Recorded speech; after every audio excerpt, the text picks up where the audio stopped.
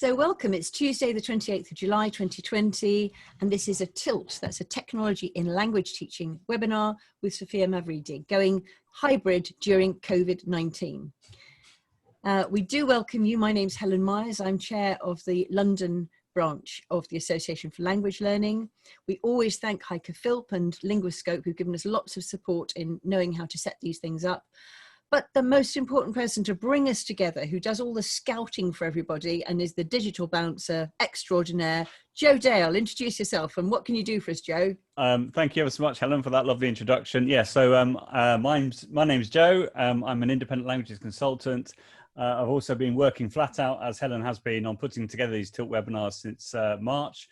But I also, as a day job, I need to make a living as well. And so just in the chat, I put in 18 example sessions, and particularly as we have a truly international audience tonight, I would be particularly interested in doing webinars internationally, as well as in the UK, of course. So if there's anything there that you could find useful for planning for a blended approach, for a hybrid approach come August or September, then have a look at those 18 example sessions and do get in contact if I can help you in any way whatsoever. But amazing turnout again tonight, and we're really looking forward to hearing from Sophia in a moment.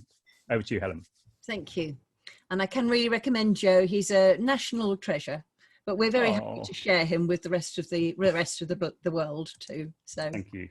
I'm going to plug the Association for Language Learning. It's lovely to see people in the chat already who know that what I'm about to say, which is, if you're a member of the ALL, please could you write that. I realise that we've got quite a lot of people here whose speciality may not be teaching modern languages in the UK, but we'd love you to know about us, the Association for Language Learning. Everybody's welcome to these webinars. So if you're a member, please do say you're a member and say why you should join.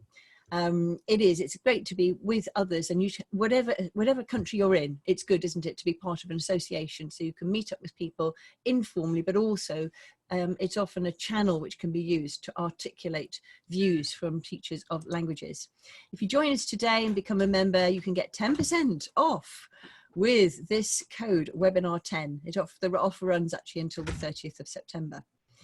So on the ALL site, there's webinars there. You'll be able to see a list of all of the webinars that we've had with links to recordings which are kept on Joe Dale's YouTube, where you've got how many subscribers now, Joe? Over 1,010, I think it is, something like that, yeah. So definitely recommend. And we've got coming soon. Joe, do you want to talk about the webinars coming up? Yeah, I'd love to. Okay, so on next Thursday, I can't even remember what day it is. On Thursday, the 30th of July, we have Heidi Trude talking about virtual reality using Google Tools and Flipgrid. That's going to be a must-see webinar for sure. And then on the 10th of August, after a little bit of a break that we're both going to have, Catherine Usselin, who's a very, very well-known person in the States, interested in language and technology, probably like the name if you were going to say someone in the States for that particular area. So she's an amazing person, and she's going to be talking about French cultural authentic resources that you can use in your classroom, as well as how to create different resources, so different tools such as Wakelet and things like that to keep everything organized. But she's a practicing teacher, she's a French teacher, and that's an absolute must-see session if you are available on the 10th of August. I appreciate some people want to have a holiday, that's fine, but that will be available live, and then we'll also record it as well as with all the other webinars. Thank you very much. So I've already mentioned our etiquette. I just mentioned it while we're recording, that we're professional and kind, and we're happy to host speakers and participants free of charge. Speakers and participants are responsible for what they say. Now over to Joe then to introduce Sophia. Lovely. Okay, so I was blown away when Sophia said yes to my request to do a webinar today, because she's a very important person. I know I've said this about different people, but she's a very important person who I've had the pleasure of knowing for quite a few years now. I think we first met in 2013, face to face, I think, which was the first time I went to IATEFL, which is, if you don't know, is a association in England. In England, but they have national conferences in different places around the UK, and normally about 2,500 people go to these conferences. And Sophia is the leader, I don't know the right term, the leader of the Learning Technology Special Interest Group, which, surprise, surprise, I've been a member of since 2013. And Sophia gives keynotes around the world. She was just saying that she gave a virtual keynote in Australia. She gave a face-to-face keynote in Mexico recently for the British Council. And she's also an author. She's going to plug her book, which I've not read yet, but there we are. But I'm sure is excellent. And she's written a number of books around educational technology. She's a real expert, a real guru, and also she's coming from an academic background, which I think is fantastic. So what I was really delighted about was the fact that Sophia agreed to talk about this very, sort of open-ended topic of how do we prepare for a hybrid approach, because who knows what's going to be happening in August and September.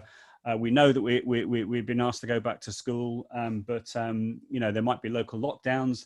Sophia is from Leicester, so she's experiencing a lockdown at the moment. I presume that lockdown is still happening, which I'm sure Sophia can tell us about in a moment. But you're in for a real treat tonight, I'm sure. She's really going to make you think, and I'm sure she's going to be, giving us lots of references about, an evidence-based approach around this. And yeah, I just can't wait. So I'm going to stop gushing, and I'm going to hand over to Sophia, and I'll be monitoring the chat. So yeah, so we will have the questions at the end. I will not be asking Sophia things right now, unless we can't see Sophia's screen or something like that, but I can see her screen right now, so I think we're good to go. So please do bear that in mind. Don't expect a question right away. Helen, do you have a question? Could I just ask people, Joe requests if people could turn off their video. It's lovely to see your faces, and we love to see them at the end, but if you could turn them off, otherwise I go through and I turn them off, and the danger of that is that you can't turn them back on. So can I just say, if I turn anybody's off because they haven't heard this message, at the end, just tell me, please turn my video back on. Is that okay? Thank you. Lovely. Thank you. Thank you so much for the introduction, Joe. I don't know what to say. So yeah, so we better start. I think it's pretty certain that most teachers will be doing some form of online teaching in the coming year. It may be exclusively online, depending on the location and the situation. You may go hybrid.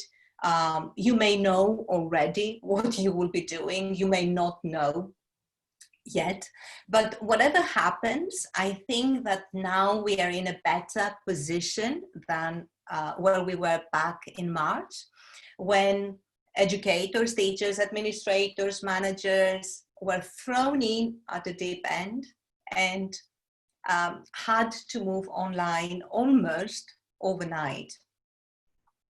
And now it's different. Now we know that this might happen. And because of this, despite the challenges and the insecurities that this pandemic is still generating for all of us, this time around we can do more intentional planning. So this webinar will be about exactly this, about getting you into the thinking zone about hybrid learning and its variations, and invite you to think, to come up with creative solutions. So Joe gave me an amazing introduction, so I'm not going to say anything else, just I'm going to add that I'm currently involved in the core management team at the university where I work in Leicester in the UK, at the Montfort University, and we moved a whole pre-sessional course online. So I'll be speaking as a digital learning specialist who consults institutions and trains teachers, but also as an insider. So I'm going to share my contact details at the end of this presentation, so we can connect if you want to follow my work. But if you're going to be tweeting, this is my Twitter handle. So yes. So just a bit of a short overview. We are going to look at hybrid learning and then take a look at some scenarios in terms of what schools will be like in the coming academic year, hybrid or not, in order to position ourselves and be better able to reflect and find creative solutions. And this will take us to the pedagogies of hybrid learning, and we will end up with a hands-on activity using WooClub. WooClub is an interactive tool, and I'll show you how to use the tool and the activity, and perhaps how to adjust the activity yourself for your students. So let's take a look, a little bit of terminology. So the terms hybrid learning and blended learning are often used interchangeably, but they're not the same. We certainly use the term blended learning more. And quite often what we call blended is hybrid, really. So they both combine face-to-face instruction with online learning, but the primary difference between these two is that blended learning uses online learning to supplement face-to-face instruction, while hybrid learning uses online learning to replace the instruction that would otherwise be delivered face-to-face. So hybrid can have many forms, but by definition, hybrid, it refers to something that is composed by two different elements. And the most common form of hybrid learning is when teachers instruct both remote and in-person students at the same time via technology. And in more advanced models, hybrid models, students can choose the mode that fits the students.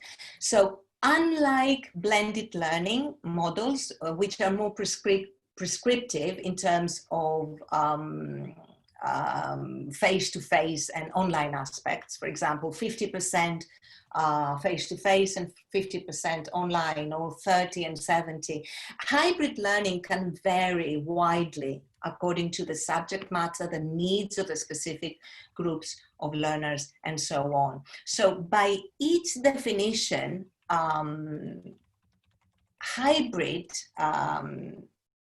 learning and what schools will be doing or should be doing during COVID-19 is hybrid learning, really, because especially during a pandemic, this flexibility can really make a difference. So fast forward to the next academic year, what will it look like? Will it look like this? Or will it look like this? Or will it look like this in September, and then we switch back to online in December, or perhaps in March? Nobody knows. So we are going to have a look at some scenarios about schools reopening, hybrid or not hybrid, but I'm sure you understand that I cannot be 100% context specific. I know many teachers attending right now are teachers teaching in primary and secondary education in the UK, but there are also so many other teachers from all around the world. So each context is unique. So while I'll be going through the scenarios, please think about potential variations and adaptations to your own context. Also, for this session, I will leave aside all the many health-related questions and concerns about schools reopening and focus just on the pedagogical implications. So let's begin. So scenario one, schools start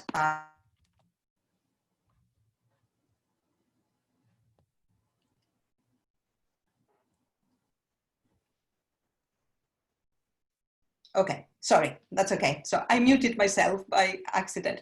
So schools start as normal, perhaps with some social distancing measures, perhaps not, hygiene, temperature taken, masks, plexiglass desks, shields.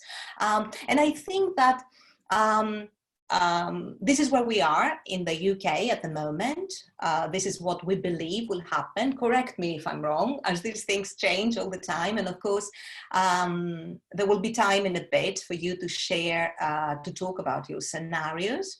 But I think this is where we are in the UK at the moment. So we believe that we will go back to the classroom. So scenario 2, on a rota basis, with face-to-face students attending school, while remote students catching up asynchronously via recorded lectures, interactive activities, threaded discussions. So this scenario, this model is hybrid. It is not blended. Blended is usually for all students, face-to-face and online, supplementing one another. So this is a hybrid model, and it can have many variations. I'm going to share one that I liked a lot, and I'm going to share where I found it so that you can read the whole article because it's fantastic.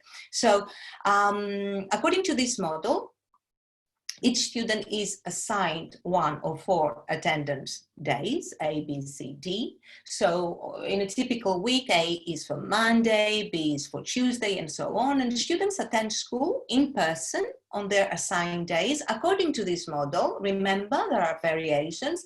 According to this model, is 1 day per week in person, all the other days remotely. Your model might be 2 days a week in person, 2 days remotely. However, again, according to this model, and this is why I like it, some students may attend all days, and these students may be special education needs, lack of proper access to technology students, parents, students whose parents cannot work from home, for example. And also, upon parent request, students may attend 100% remotely. So have a read. It is a great article, and you will find it in the references. I'm going to share the slides with you at the end. So we have scenario 3. This is the most advanced on a rota basis again, but this is with live stream. So the teacher at the same time teaches in-person and remote students. And in-person students take on more responsible roles. They become discussion leaders. They are leaders of small groups with remote students. They're answering questions.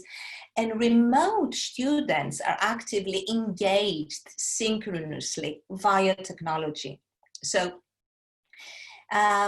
this scenario is the most ambitious of all. This is another hybrid model. It needs more expertise, I'm sure you will agree with me, and it will not work in teacher-centered classrooms. As the in-person students, the students who are attending face-to-face, take on a very important role and become assistants and facilitators of learning. And you as a teacher, you need to orchestrate all this. So I like this model a lot, but it needs more expertise and technology to set up and run, and the school should provide the technology and the training, because you will need to live stream. It's not too difficult, by the way, but still it is something extra that you will need to be doing. Regarding privacy concerns, it is the teacher who will be recorded, not the students. I just need to say here that this model should not be confused with a passive recording of the lesson, which we then send to remote students to watch asynchronously. It is not like that at all. So that was scenario 3. And now scenario 4, school start as normal, but due to second or third wave, they resume to synchronous or asynchronous online teaching. And this is why we must be prepared for the need to switch easily from in-person to hybrid or fully remote plans. So over to you.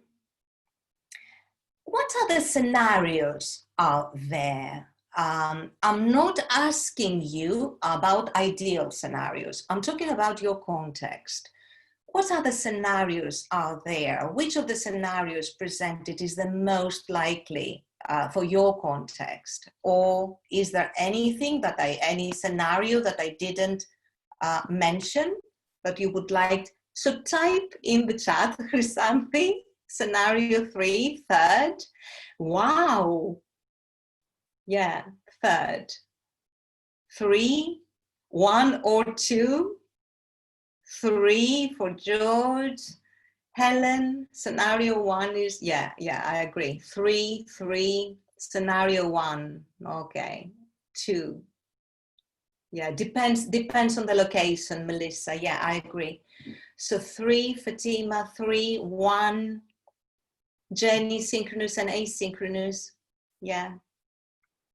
So I hope that is number 3. Yeah, I've done this before. Yeah, but before COVID, yeah, it's great. Okay, Helen. So definitely very, very interesting answers. Cecilia in Argentina, all of them are difficult. Maybe 3, yes. I see what you mean, Cecilia. Scenario 4 for Alexandra. Alexandra, where are you based? Alexandra must be the only one. Greece. Wow. I'm originally from Greece. We didn't mention that. I'm based in the UK, work in the UK, live in the UK, but I'm originally from Greece. So I'm surprised in a very good way, Alexandra. So, okay, so your answers are very interesting indeed. And I think that it all boils down to one question. How can we use hybrid learning, whatever the variation in the scenario, to prepare for the unknown? Because the challenging times that we are in are asking us to do exactly this, to be flexible and ready for something we don't know, and make all these scenarios and assumptions. If this happens, I'm going to do this. And if that happens, I'm going to do that. And this is very challenging and frustrating, and it would be naive to suggest that there are easy solutions. But there are definitely things that we can do better if we do more intentional planning according to how people learn online or in hybrid learning modalities, because it is much more than just take a traditional model, the face-to-face pedagogy, for example, and try to fit it into the online learning framework. This will fail, simply because people learn differently when they are in person than when they are online. And also they learn differently when they participate synchronously from when they participate asynchronously. So I'm going to share to talk about 4 important aspects. The first weeks of the course should be focusing on community building and digital skills. These should be the priorities for students and teachers, whatever the modality, hybrid or non-hybrid, online or face-to-face, for students and teachers. So we should resist the temptation as leaders and as curriculum makers and teachers to dive right into a full curriculum from the beginning. So whatever the modality, face-to-face, hybrid, online, we should start slow with regards to the curriculum and devote the first weeks to building a community culture so that students feel connected with the classmates and the teacher, and also the teachers feel connected with their colleagues. And above all, students need training to practice with whatever technologies we will be using. I need to emphasize that digital skills and digital literacies are not byproducts of moving online. They won't just happen just because we moved online. We say that teachers need training, and this is absolutely true. they do need training, but what about students? Just because they are fluent users of technology and they use social media and they create videos doesn't mean that they know how to learn online, how to collaborate online, how to help their classmates, how to create communities of practice. So we need to help them to develop these skills. And the school leadership should be creating these regular opportunities over the first weeks by making the curriculum lighter so that the teachers have the time to do this in the classroom, face-to-face or virtual. So I'm now going to talk about teacher training, and I'm sure you will agree. That's why you're here. So you believe that professional development is important. And I'm currently researching emergency remote teaching, and I presented the findings of the first phase of my research in a plenary session that I gave for an Australian organization, English Australia, last week. So you will be able to read the paper when it is published, but one of the highlights of this research is what I'm going to share right now. Out of 1,160 teachers who took part from all around the world, the overwhelming majority, the 91% of these teachers had never taught online before COVID. And the 83% of these teachers didn't have formal training before they moved online. So they either self-organized their own training via webinars, or they had very little formal training via their institution, 1 or 2 hours, for example, training, or some of them had no training at all. So the overwhelming majority of the teachers were literally thrown in at a deep end, of teachers and managers and administrators, not only teachers, and were asked to build the plane while they were flying it. And the teachers and the administrators managed to rise to the challenge. And this was fantastic. It was amazing. But the research showed lots and lots of implications with the pedagogy, teachers' workload, and students' learning. So, I cannot stress enough that teacher training is essential and needs to be ongoing, because we cannot just offer teachers 1 hour of training or 2 hours of training at the beginning of the course, then ask them to move online or go hybrid or whatever and think that this is enough. Because this is what happened in the first lockdown. But this was understandable because nobody was prepared. But if we want to move on to something more sustainable, we now need to provide better teacher training and support to teachers. And something else. By teacher training, I do not mean how to use Zoom, how to use Kahoot, and how to use other tools. Of course, all this is important, but this is just a small part of the training. What the training needs to do is link the pedagogy with the technology. And for this to happen, the trainer needs a strong background in educational technology.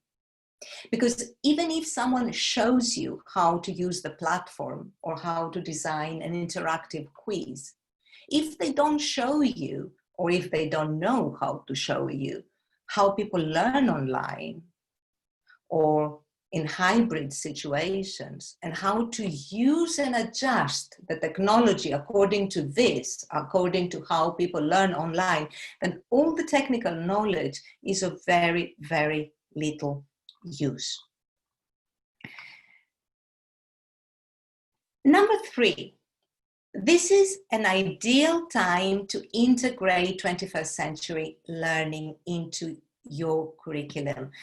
And if you think that you don't have time for this, I can assure you that we don't really need extra time for 21st century learning, because all these skills should be embedded.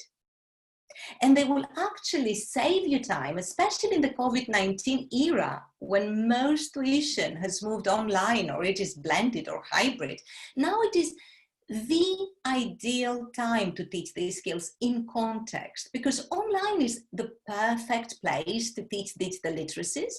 Also, I cannot think of a better time to help students to develop critical thinking, collaboration, creativity, leadership, inclusion, because they need to find creative solutions to very serious problems in an ever-changing situation.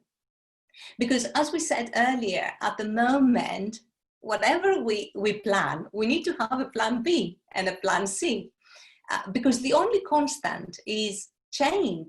So we and our students need to be able to adapt to change and find creative solutions. And I'm very, very proud of this publication, and I will very quickly refer to this at the end of this presentation. But of course, there are many ways that you can integrate 21st century skills, or soft skills, or transferable skills, whatever term you choose to use, because your students need them now more than ever before. So, number 4, I left the most challenging of all for the end, but I tried to make it as sweet as possible for you. Balance the modes, balance the modalities. If you go back to the classroom, balance the face-to-face component and the asynchronous one. The asynchronous component is extremely, extremely important, because students can access it at any time. The synchronous, the online synchronous or the face-to-face synchronous are great for building rapport and for social presence, but it puts some students at a disadvantage if they don't have the same access to devices or to technology. Or with the pandemic still around, the face-to-face will need to cater for those who would not be attending the class. So again, the asynchronous bit becomes extremely important. I'm not going to tell you exactly what to do, whether you should follow scenario 2 or scenario 3. I'm not going to do that, because decisions should be context specific, and generalizing would be so wrong.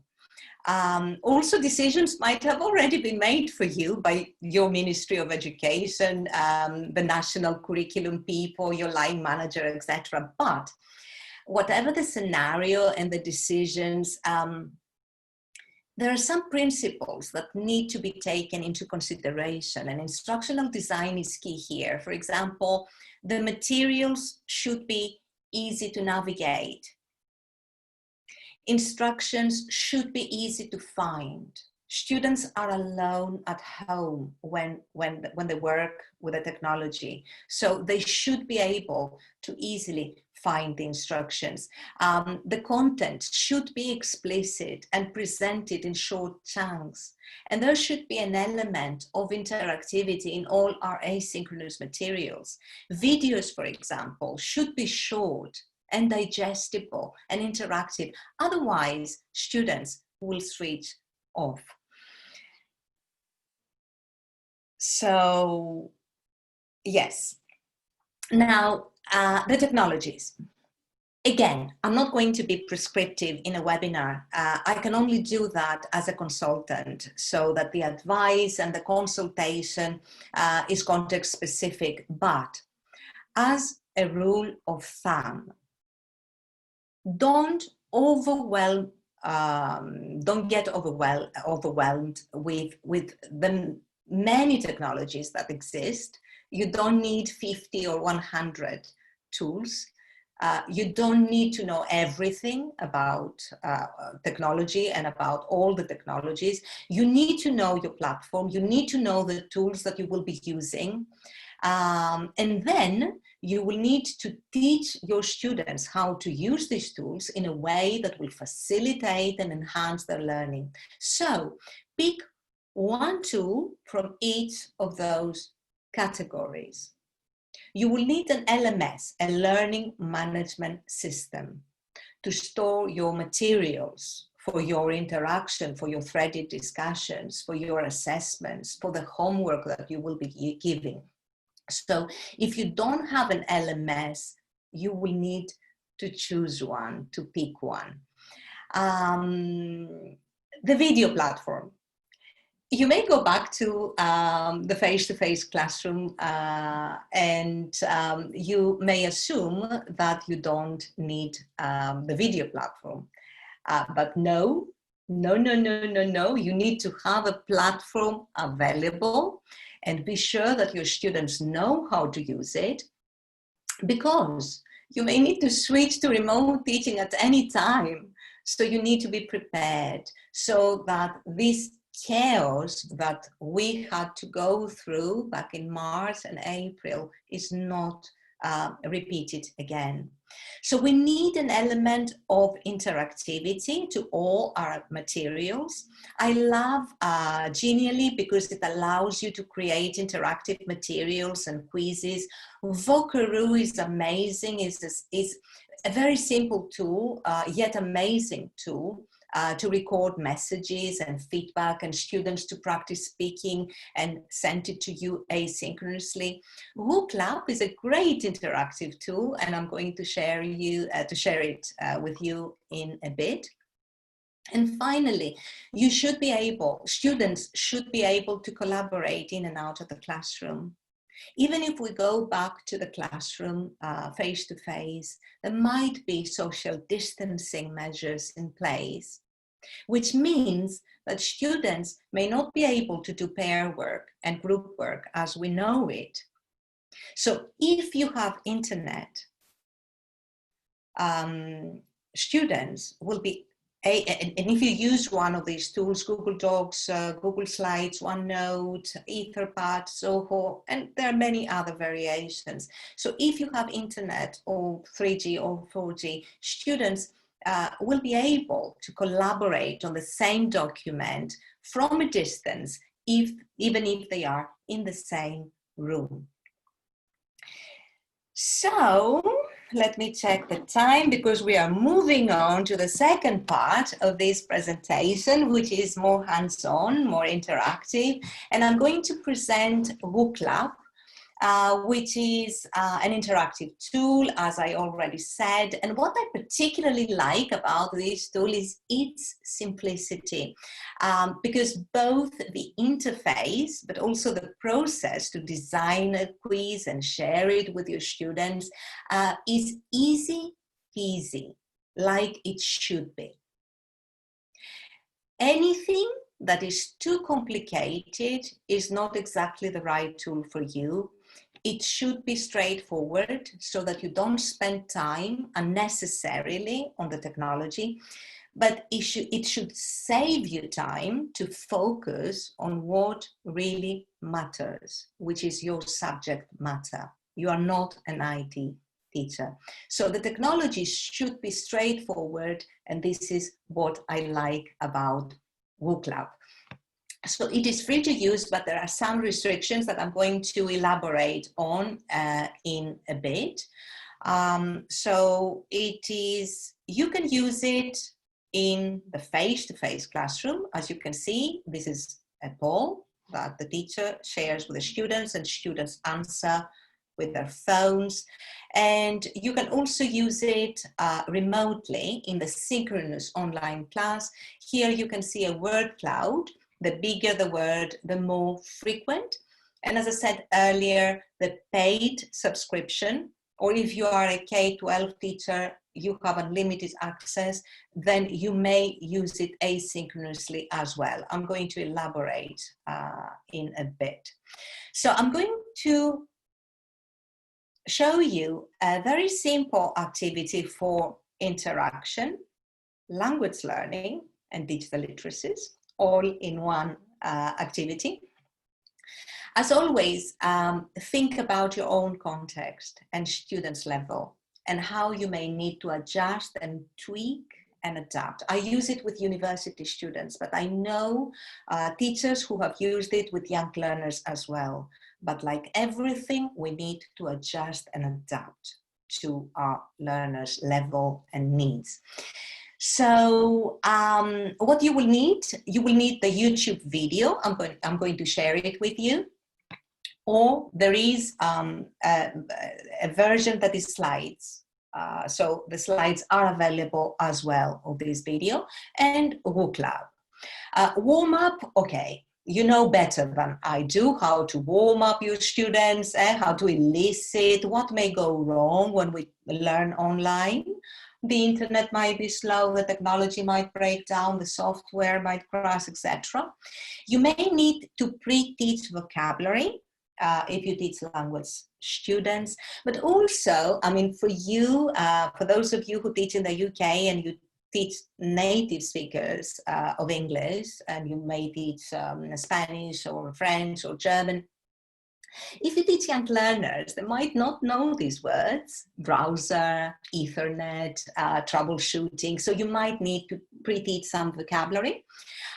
Then for the activity, students will need to use their phones, and then as a follow-up, ask students to create a slide, another project. We will talk about that later on. So, yes, something else. So for UK language teachers who teach languages other than English, the video is in English and the slides are in English. You may still show the video, which is in English, and it's the native language. And then the questions on WooClub and the follow-up project can be in Spanish or French or German, etc. Don't forget that with this activity, it's not just language. You are also helping them with their digital literacies, because when they are at home and they need to troubleshoot, they don't know how to do it. So this is going to be helpful for them. So yes, so what I'm going to do now is I'm going to show you the video. In the video, there are some tips for students how to troubleshoot when technology problems come up. So before I do, don't share it, just reflect, think about that. I would like you to to guess at least 2 of these tips. So I'm going to share 5 tips for technology troubleshooting. Try to think, how can we troubleshoot? What advice would we give to students? Okay, so think. And what I'm going to do now is I'm going to, when you're ready, play the video. So,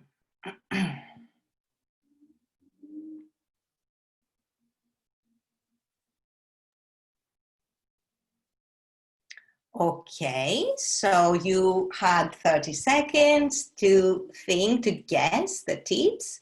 So we are starting. The video might be a little bit quick. There is a large font and small font. If you don't have time to read all the small font, it doesn't matter. Okay, you will still be able to confirm which ones you guessed and which are the new ones that you didn't guess. So let's go.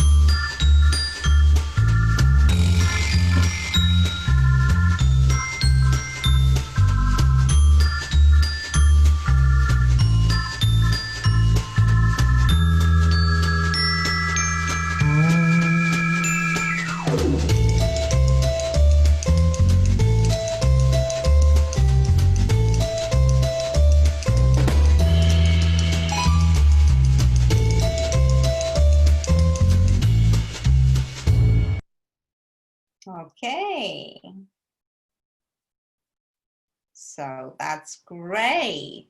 Don't tell me anything now. Just think about the tips. Think about the tips. Okay. So what I would like you to do now is, with your phones, I would like you to scan the QR code. If you don't have a QR code scanner, or if the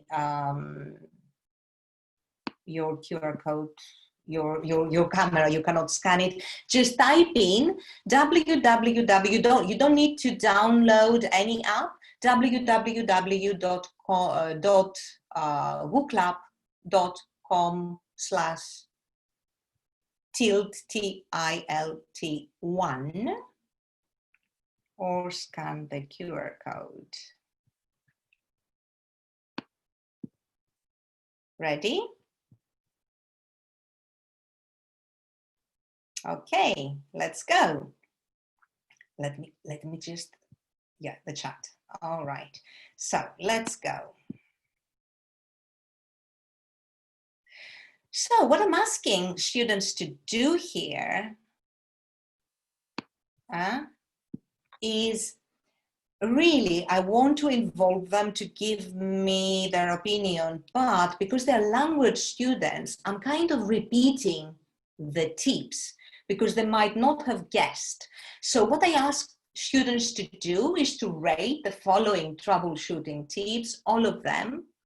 5 for very useful, I'll use it. 1, not useful, I'm not going to use it. So all of them.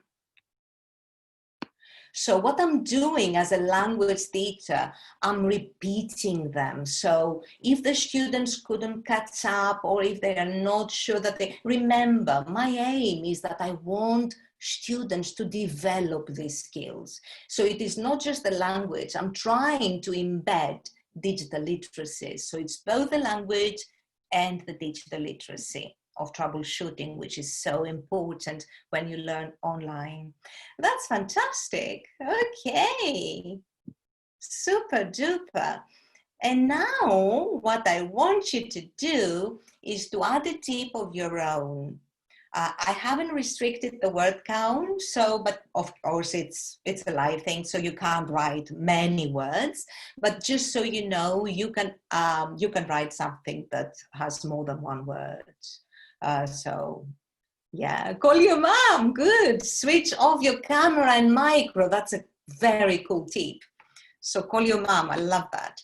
So be patient and be patient. Thank you for that. Ask Sophia, so that's fantastic. Call, yeah. Allow cookies, yes. Switch off, yes. Oh, I can't keep up. Turn off your camera. Stay calm. Keep close to your router, thank you. So that's amazing, that's amazing. Excellent tips. So this is excellent. This is fantastic. Excellent.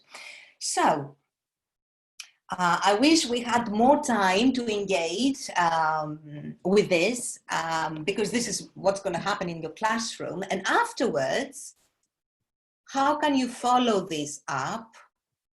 So how can you follow this up? Yeah, so some variations. You can post the video onto the LMS. Because I showed you the video now, but if you want to do it asynchronously, you can post it on a Moodle, on Moodle, and ask them to add their ideas asynchronously.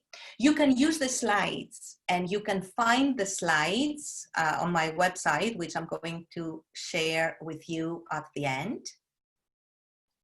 So, because with beginners, I'm not so sure. I know the video is funny and nice and very pleasant, but I'm not so sure that they will be able to catch up with what's written on the slides.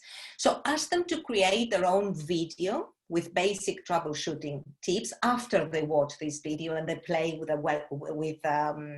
WooClub. They can use tips from this video or other resources, but need to cite them. In this way, they develop their fair use skills. So many digital literacies just in such a small, tiny activity. And instead of a rating activity, I use the rating activity on Whoop Lab, you may use a multiple choice focusing on language, for example. So, okay, so let me show you how easy it is to create a Whoop Lab. All right, so.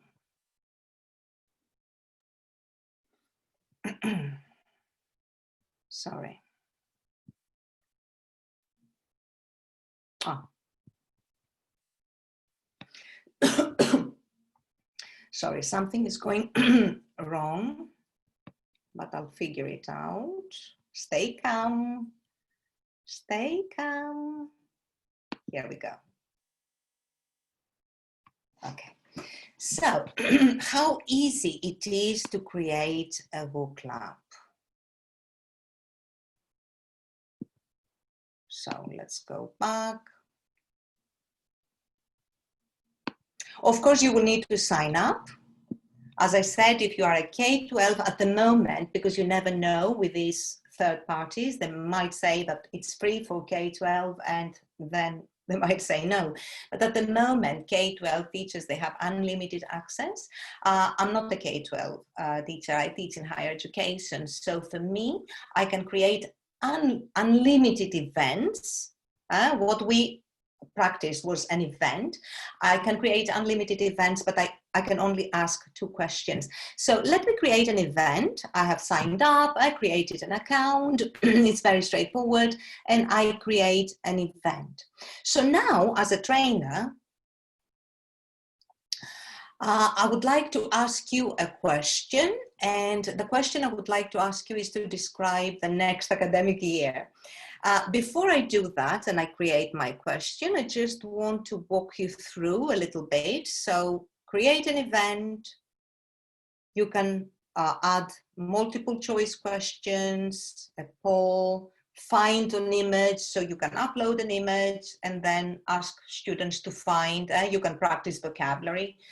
Rating, an open question, this is what I'm going to use, a word cloud, find a number for maths teachers, matching, sorting. What I also like, brainstorming, it's fantastic for brainstorming. What I also like is that you can upload an audio or a video.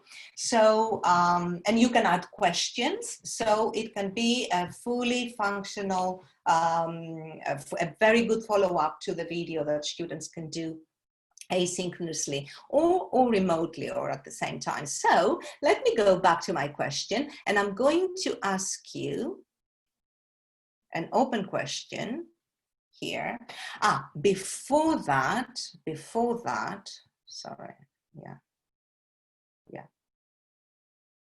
So before that, event. Yeah, so here, what I want to show you, I want to name my event, and my event is Sophia 2, let's say. Don't forget to tick this, because if you don't tick it, it won't go through. And in order to make it easier for my students to type in if they cannot scan, what I'm going to do is give it an easy name. So Sophia 2, and that's it. Okay, that's it. And now I'm going to create my question. I want it not to be a list like before. I want it to be a word cloud.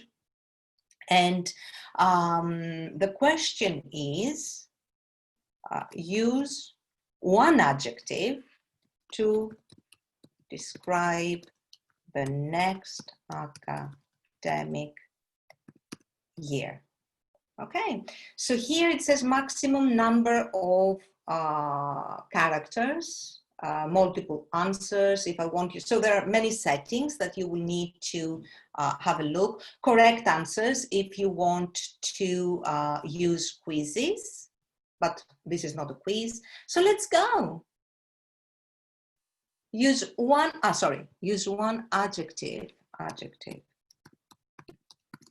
to describe the next academic year. So let's see. Let me first of all, so scan this please, or just type in www.wooclub.com/Sophia2.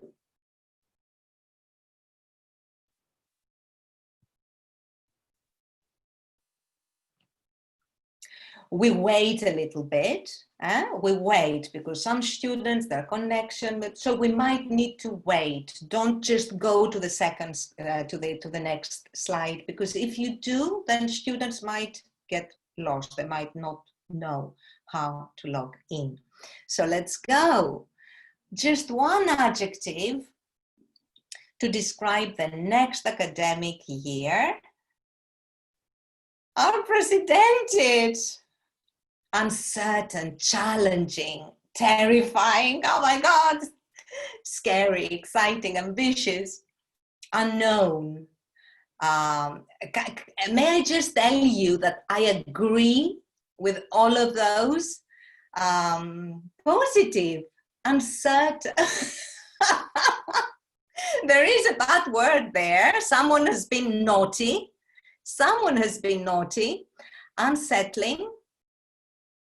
That's another thing. If we teach young learners, because this is anonymous and this is absolutely fantastic, we need to know how to deal with naughty contributions, which at the moment, I'm just joking about the person who did that. It's actually very funny and true.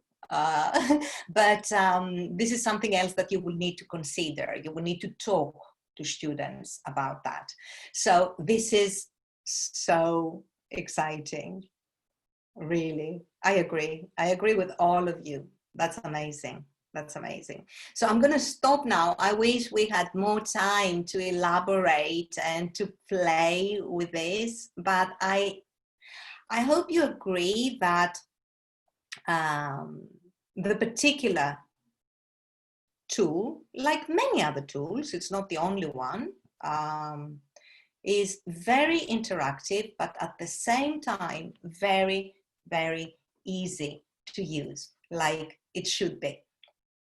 So just to say one last thing, I talked about the fact that it is free for K-12. So if you sign up, just say that you are a K-12 teacher and you will have unlimited access for all of us who are not K-12, who are either in higher education or you teach at the language school or you are a teacher trainer.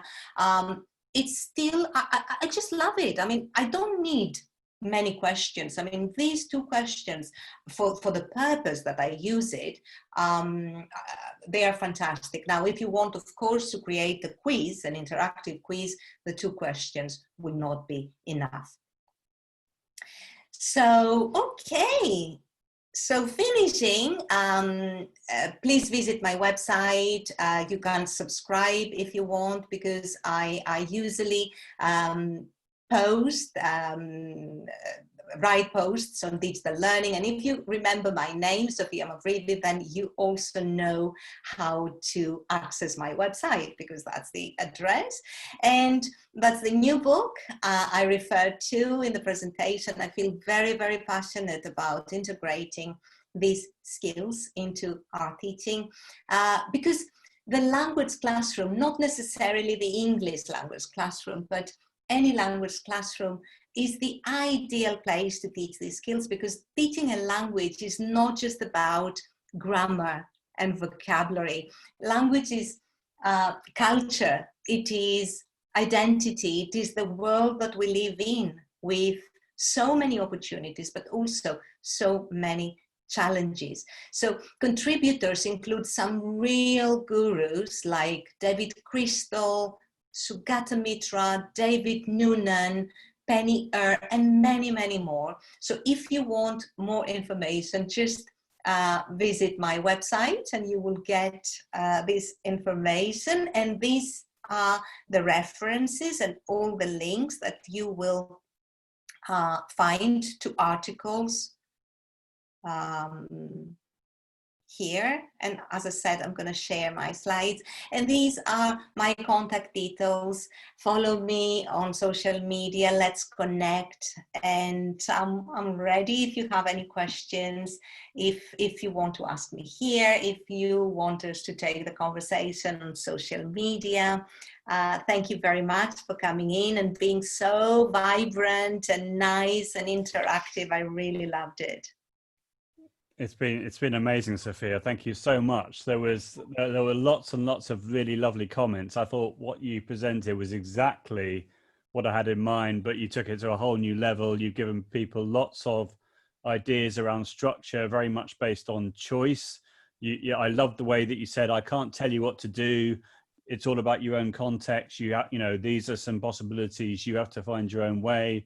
And obviously your line manager or your school can make that, you know, can clarify the context. But I just thought that was the perfect message, and the comments have been amazing. You're going to love seeing them in the chat. So we've got some questions which we'll refer to in a moment. Only a few questions because most people I think were just watching in awe, to be frank.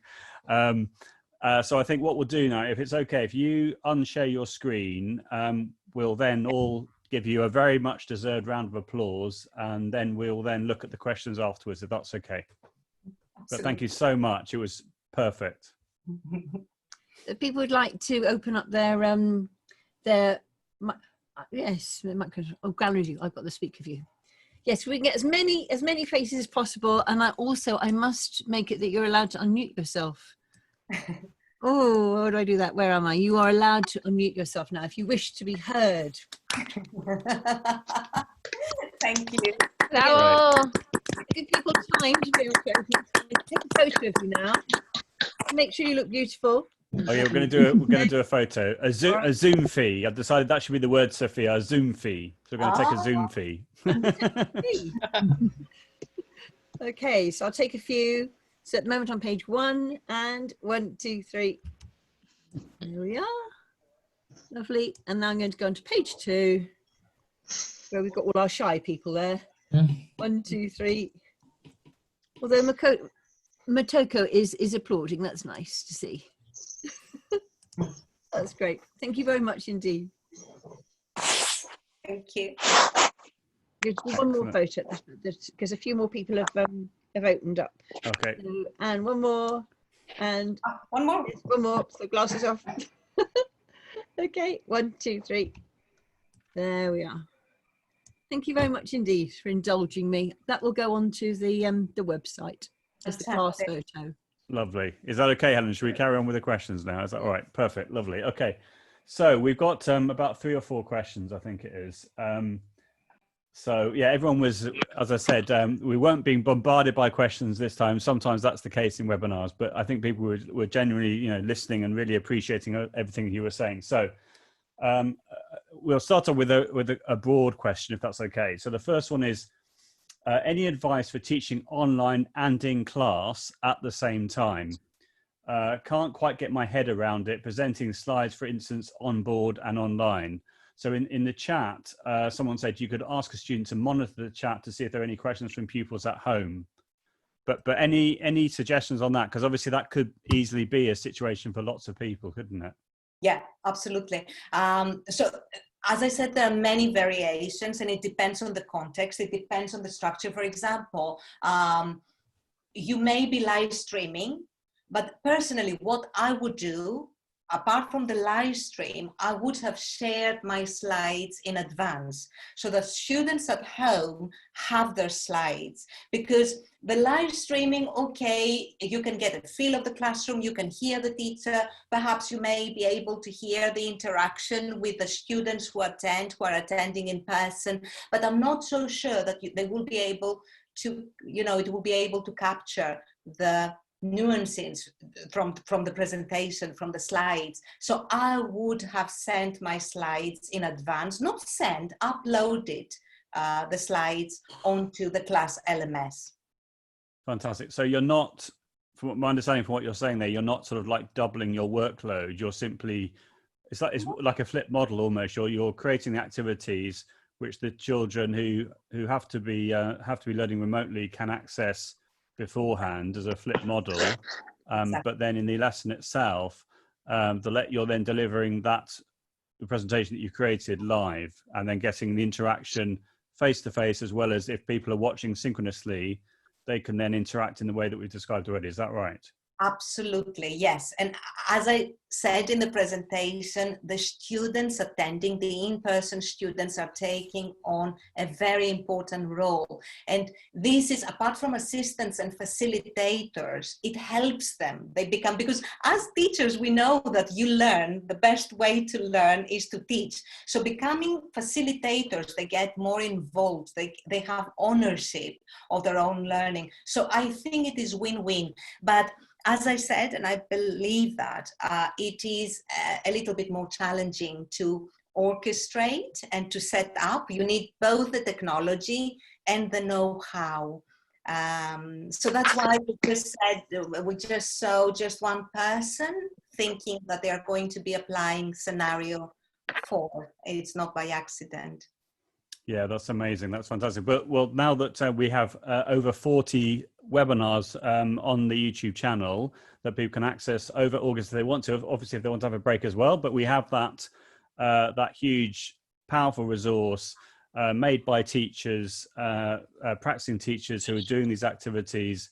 So there's a wealth of information out there. So yeah, it's something that we can all be very proud of and can give access to completely for free. So that's a lovely answer.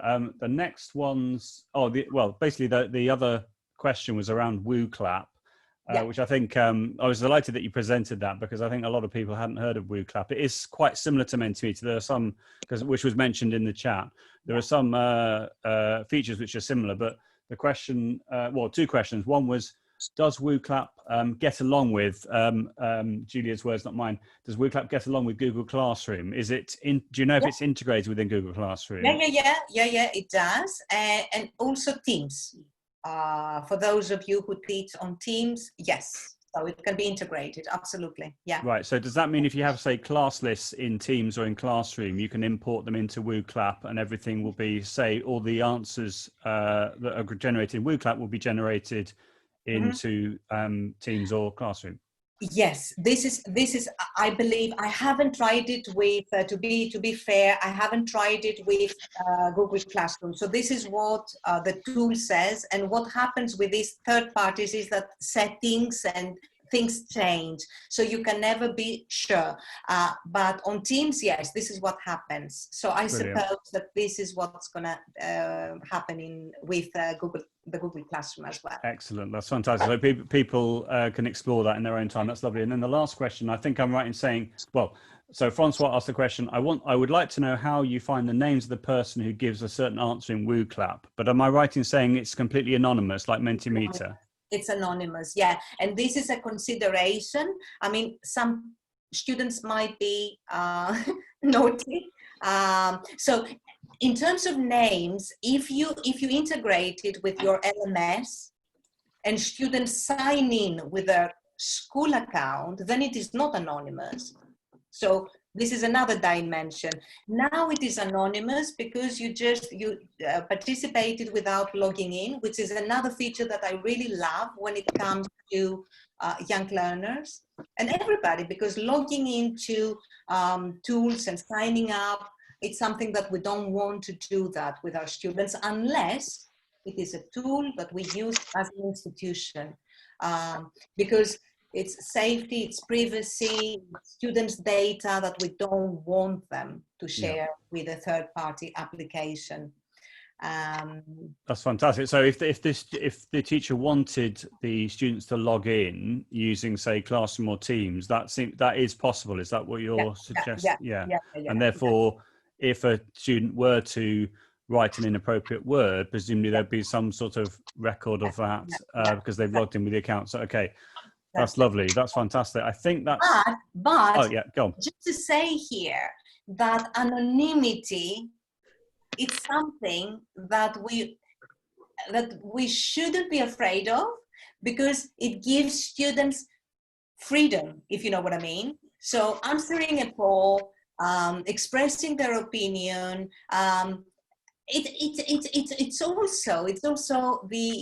more adventurous for students, if you know what I mean. It doesn't put them on the spot, so they feel more free to express their opinion, if this makes sense. So what I'm saying is that, yes, I understand, because you might be creating a quiz with a book club and you want to know who answered what, but with these spontaneous questions, or to get a feel, if you want to ask a question about a content question, to check if the students have understood what you have been teaching, then it doesn't really matter if it's Maria or if it is George, if you know what I mean. Absolutely. So, I mean, when I'm talking about Mentimeter, I always talk about with the word cloud, I'm always talking about like the retrieval practice opportunity. So by testing, by asking the students to post onto the word cloud, you're essentially testing their retrieval practice. So it could be, right, so post everything you remember that we did a week ago or a month ago, whatever it might be. And that's very motivating for the students. And it gives a snapshot maybe of what they've understood really well, or maybe a word or words that they're overusing because they're appearing larger than other words. So that could be an indication of they're overusing a certain word and they need a wider variety of adjectives or verbs or what have you. Brilliant. We've got one last question that's just appeared in the chat, if that's okay. So if the chat stops moving for a second, I'll be able to answer. Right. Okay. So are all video, this is again a wide question. Are all video platforms suitable for all educational providers? E.g., are there any major differences for, say, primary and adult education? So, for example, in lots of schools, YouTube is blocked. Vimeo has some. It can be password protected and private, what have you. But then you have, I think you have to pay for some options around there. What would you recommend on that point, Sophia? In terms of privacy and in terms of... a recommended, let's say if you're a primary school teacher, recommended video platforms. I mean, Seesaw, I suppose, is another option, isn't it? You can upload your videos to Seesaw and then it's all private. Exactly. Yeah, when it comes to privacy and when it comes to appropriate, not appropriate, I would say Vimeo is better. Absolutely. Okay. Yeah. That's fantastic. But I'm very happy that this question has been asked, because I just want to point out that privacy, safety, responsibility are so important. And now the online and the virtual and the blended and the hybrid are perfect contexts to be teaching these skills. So thank you for asking this question. That's okay. Well, I think it's just for us to say thank you so much, sincerely, Sophia, for this wonderful, wonderful presentation. It's a perfect timing, perfect content, and we're very grateful. I'm personally very grateful that you've agreed to do this and done such an amazing job, and it's really made people think, which is exactly what I wanted to happen. So thank you so much. It's been really, truly wonderful. Thank you. I'm so glad. And I really, really enjoyed it. I mean, both you and Helen and the participants have been so interactive, and I really loved it. Thank you. Lovely. You've been great. And I hope everybody also will join with me in saying thank you also to Joe, who's brought it all together here. He put together this fantastic program. He knows you, Sophia, he knows, and we've got other people here who've been presenting recently as well. So thank you, Joe, so much for bringing it together and for moderating and looking through the chat. Really, we're very, very grateful to you for that. Thank you. So, My pleasure. So thank you to Sophia. Thank you to Joe. Thank you. Brilliant. Thank you. And it's great it's being recorded, because I'm sure there'll be lots of people who will want to watch this back, share it with their departments, hopefully use that for professional development to give them structure for their planning for the new academic year. It's perfect. Thank you. In fact, I think Francois was saying, he wanted to show it to his administration team, because it's at that level, really. I feel that, the way you described everything at the beginning is so true, that we've just been trying things out, and now is the time, okay, we need to plan. So really, really helpful. You'll love reading all the comments there. Lovely. One little trick, Sophia, if you wanted to, if you do Control A to select everything in the chat, and then Control C, you could just copy it straight away. Or obviously we can send you the chat, but that's a nice little tip. And that goes with anybody. If anyone wants to save the chat in that way, just I'd love that. Just click in the box at the bottom where you write your message. Do Control A to select all, Control C to copy, and then you've got all the chat. So I'm on a Mac. it'll be Command A, Command C. Command A and Command C. Yeah. Okay. I think if you run Zoom through the app, I mean, I've got a folder and it just automatically goes into my folder. I don't know if I've set it up. Really? But I go there and it's all there, including, and that will be all the ones with private chat as well. But we will be putting onto the website, as well as the link to the recording. I just put all the chat there because it's just lovely to read again, see all the comments. So is it the file your computer? No. So I was suggesting by copying and pasting it. Well, I'm not sure, Helen, how that works, and that might be a host-co-host thing. Yeah, it might, because it wasn't. Yeah, but just by copying it, selecting all, copying it, that's the way of copying the text. Right, I see. There we are. Yeah, so as you just said in the chat, when you, as the host or co-host, the host, I think, actually, when you record it, you can choose to record the video only, the audio only, and the chat only. But for attendees, anybody can copy the chat as well in the way that I've just described. Yeah. That's Negin has asked about using on the iPad. I'm not sure on the iPad. You'll have to just wait until Helen has posted onto the webpage, which I'm sure she'll do in the next 24 hours, possibly, if I know Helen. So don't worry, you will get everything. Just on that Zoom thing, it may be to do with if you've joined through, if you've downloaded the app, because certainly I know if I go to other people's Zoom meetings, it appears there. It does appear there, but I must look into that. Yeah, I'm not sure. Okay. Yeah. I know when I've been in other sessions and other Zoom sessions, the chat suddenly appears in a folder in the normal way that when I record does. So I'm not sure, to be honest. I don't know. We'll have to Google it. Yeah, certainly when I set up when you've got a Zoom account, one of the settings is I haven't managed to save. Okay. And we let people save.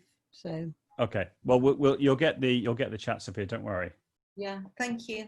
That's okay. No problem. Sometimes, Mark, not sometimes, many times, it's so different, the functions, especially at the university, because they use Microsoft and Teams that it doesn't behave with, on a Mac quite often. Yeah. In the chat, actually, Christiana just said, if you click on the 3 dots, bottom right in the chat, it says save chat. I did. Yeah. Oh, so it did work, did it? Yeah, I did. Let me. Or ellipsis, as I like to say, the 3 dots or ellipsis. Yeah. Click on the ellipsis. That's a new word we've learned in the last few months. Ellipsis. Yeah. Ellipsis. I know. Yeah. And also, is it chevron, or because certainly using Teams and OneNote, you need to know all of these V's. I never it's a chevron. That's right. Yeah, chevron. Isn't that the V on its side?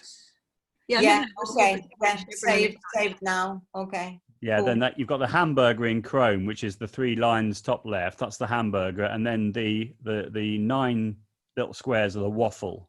Yeah. Top right. There we are. We liked your macaroons. Those were when you showed that, Sophia. Yeah. Commented, and I needed one there and then. Yeah, there was a whole chat going on about macaroons. I was thinking, come on, keep on task. Come on. No. It was the most challenging step that I was asking, teachers to do, balance the synchronous with the asynchronous. This is so difficult. Yeah.